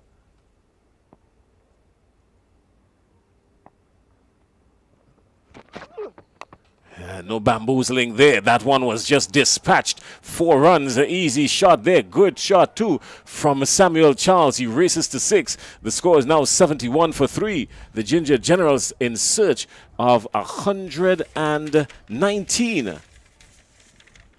good shot there by Charles. Just getting an opportunity to free the arms. And once you get that connection and you're able to open the face of that bat, anything over the head of that man there, at point, it means that it goes for runs. He goes with Lewis again. Oh, this is magnificent batting here. A power 8 maximum. Glorious batting. He goes with him, and he goes with him with zest. So Samuel Charles is in the mood. Yeah, we've been seeing it from him. We have seen the glimpse of what he's capable of, and I think out there he's really feeling it. There seems to be a bit of confidence about him, and that shot was a shot of confidence. One more delivery, one more legal delivery from Sherman Lewis. Looking to go with him, peeling off the outside edge, and just the one. Must have been a slower delivery. He was into the shot way early, Samuel Charles, but no danger there. Danger averted. So 78 for 3, 41 required from 18. This one is going down to the wire. Yeah, definitely going down to the wire. The approach of the batsmen out there is saying that, hey, we are going to challenge this score, and you need to get us out if you really think I'm going to win this game. And definitely Samuel Charles looking really good. Good positive intent shown by him. And once Lawrence is there, the power factor that is able to get that ball over the wicket, it makes for a good contest. Samuel holds on to the strike. He is surely showing that he's in the mood. A change of bowling here coming up now for the Ginger Generals. This looks like Wait on. Right, Sean. Raishon, yes. Saffron Strikers. Raishon Williams for the Saffron Strikers coming in from the River Road end.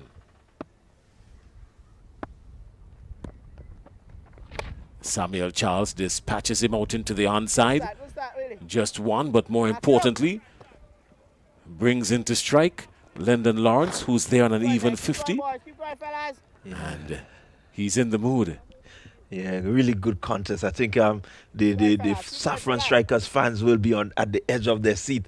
They know what it is to be right there in terms of winning and ending up losing. So they would want to close off this game. But Ginger Generals, they're not giving up. Well ball. One, they're looking for two. Are they going to challenge the arm? They decide against it. Back up. Smartly so. These two batsmen can really dispatch bowling, so no need to favor striking here.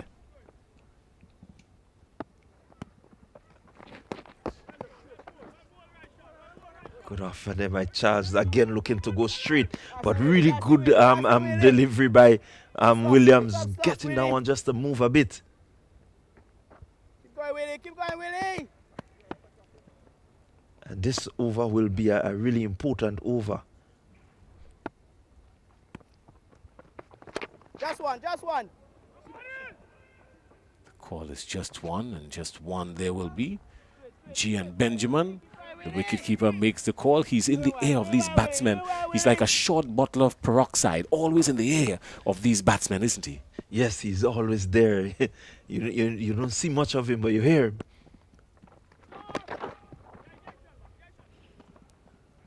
And penalized there.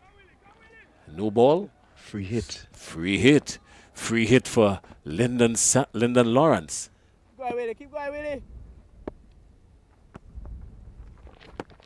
Oh, he gets away with it. Keep going, Willie. I think the tension is here, Jason.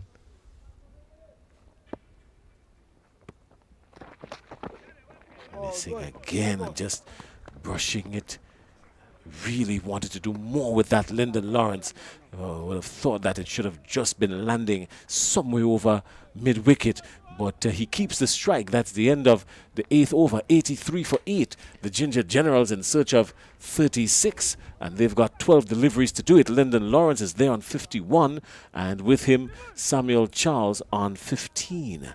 Yeah, and the tension is here, Jason. At this stage, the Saffron Strikers, they were 88 for 3.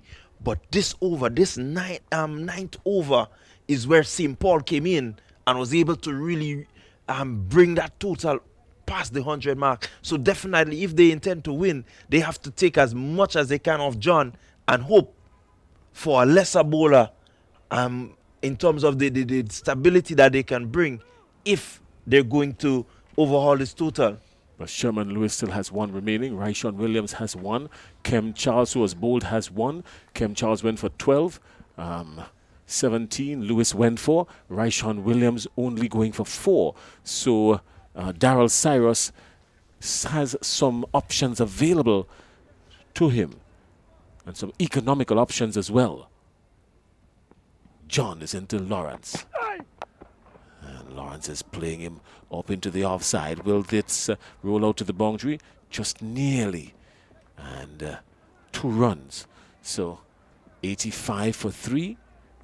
They would really love to apply some brutality to Ryan John, but he's not the easiest of bowler to get off the square, isn't he? Yeah, definitely not one of the easiest bowler. He really puts a lot of thought into his deliveries, and you would always see him change in the field, maneuvering men here and there just to make sure that he's spot on in his plans in terms of how he's going to ensure that the runs are kept minimal.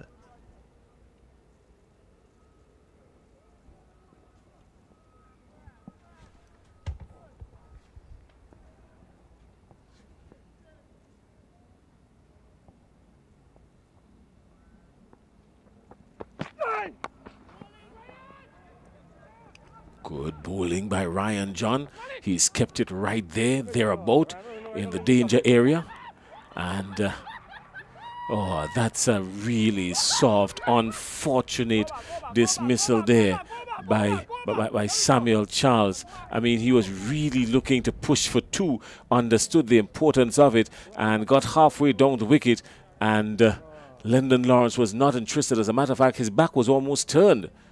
And G and Benjamin made no mistake about it.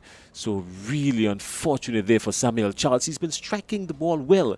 And of course, the look of dejection coming there from him. Really would have loved to stay out there and do a whole lot more.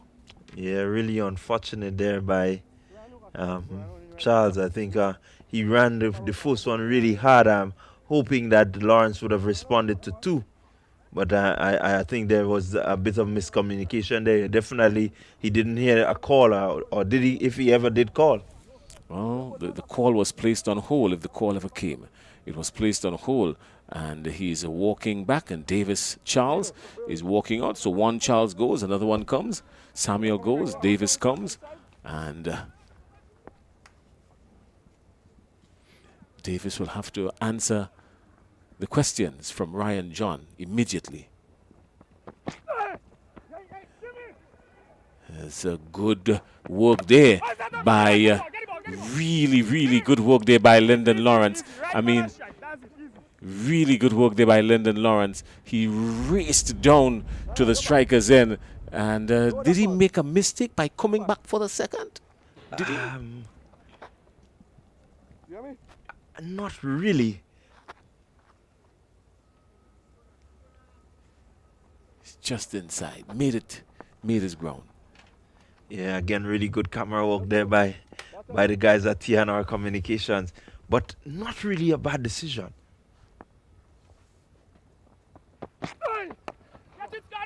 Straight back past the bowler, one bounce there, two fielders converging on it, and just one. So the over from Ryan John proving to be a very fruitful over for the Saffron Strikers, because Ryan John still has two legal deliveries remaining. Yeah, I'm going for only 6 runs, so definitely a pretty nicely over there bowled by John so far.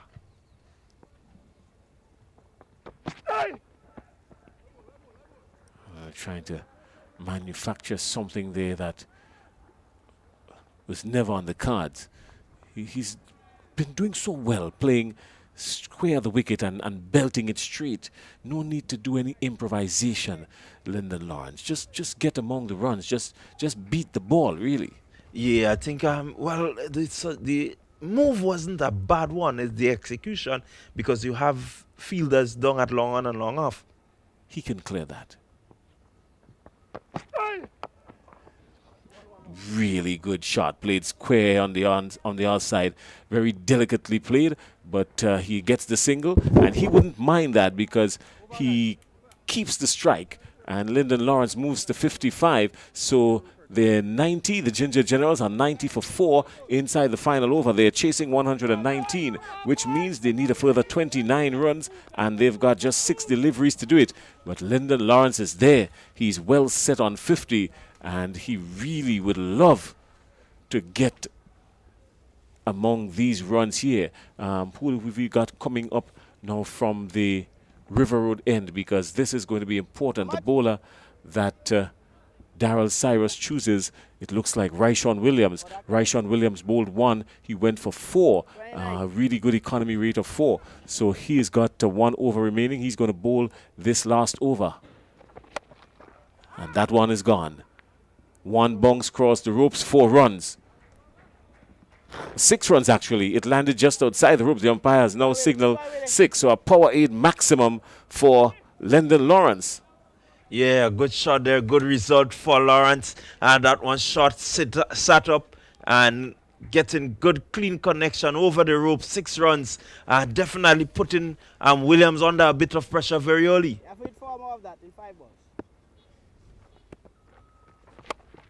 It's gone with him again. Is it going to dissect the field? No, it doesn't. And Lyndon Lawrence decides to hold on to the strike. Good move. 4 deliveries remaining. ball, 4 23 runs to get One it. good ball.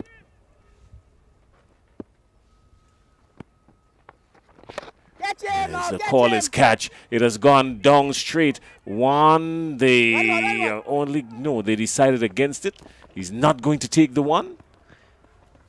Lyndon Lawrence is not going to take the one. He has decided that if I'm going to be there, I might as well give the team the best chance. So 3 dot balls. This time he gets a hold of it. And he does, in fact, have to take the single now because it would have been really unfortunate. So it brings Davis Charles into strike. That tilts the balance in favor of the Saffron Strikers now. The Ginger Generals need 22 and 2. Finish strong, Willie. Yeah, good strong over.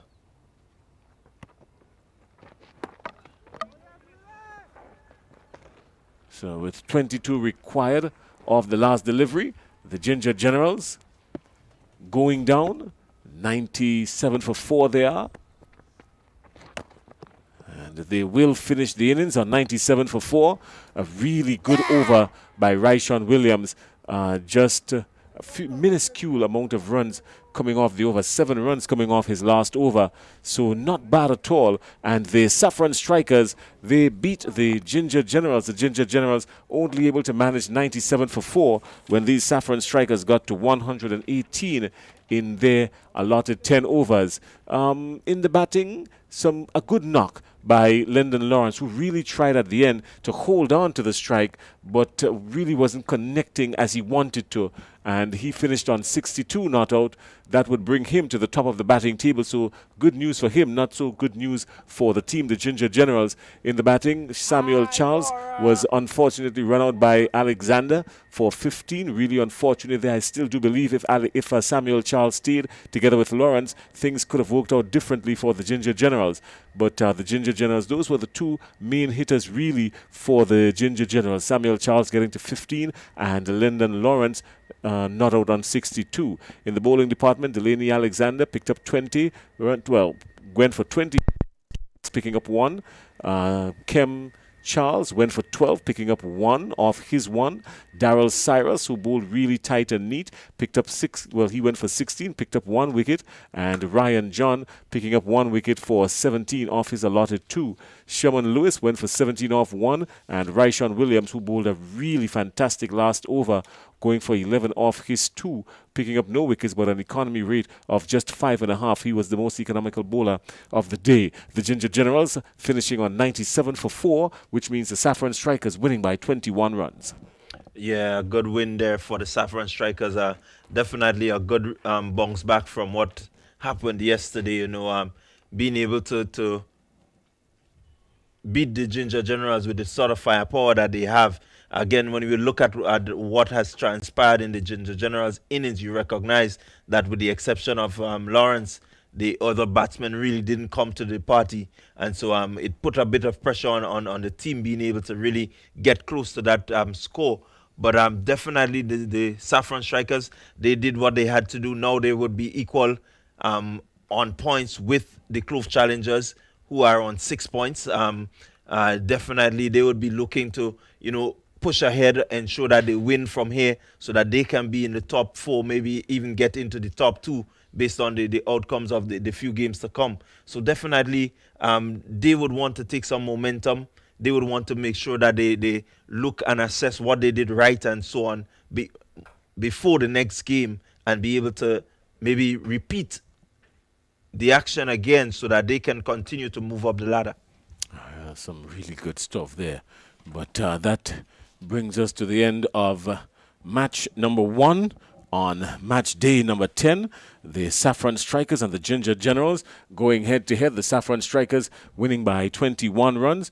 And match number 2 coming up, the Cinnamon Pacers going up against the Bay Leaf Blasters. The Bay Leaf Blasters would really love to win this one, and that will climb them back up to the top of the table with some more matches remaining. So match day number 10, we've got one more game coming up today, as we said, Cinnamon Pacers and Bay Leaf Blasters.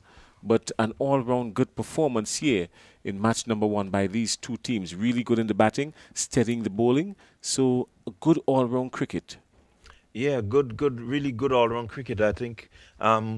as we've seen, momentum is very important. And I think the innings there by St. Paul, that brief 30, it really changed the dynamics of the game. He was able to come in and really power his way and power the Saffron strikers to a total that they can defend. One looked at Samuel Charles coming in at the time that he did, and if he was able to get off, that meant that, definitely the last over would have been a bit more pressurizing for the Saffron strikers. But against Saffron strikers, having the firepower that they had, being able to restrict the power play with the spinners was a really important move, and it worked out well for them. And so definitely they would sit and assess what they did, and looking ahead, it just might be possible that they would, continue to use this as their tactic going forward in terms of making sure that they win games. And they've played good cricket, but unfortunately they have not had the result. Today is a good day for them, good result. All right, well, good stuff there. The Powerade presentation is about to start, and Kerry is down there on the field. Kerry, talk to us. All right, thank you very much, Jason. We're here for the presentation ceremony, and we'd like to present the player of the match, Gian Benjamin, who's 36, was able to help his team score a match-winning 118 on the board. Gian had a few good stats in the tournament, but today was one of those better days for you with the bat.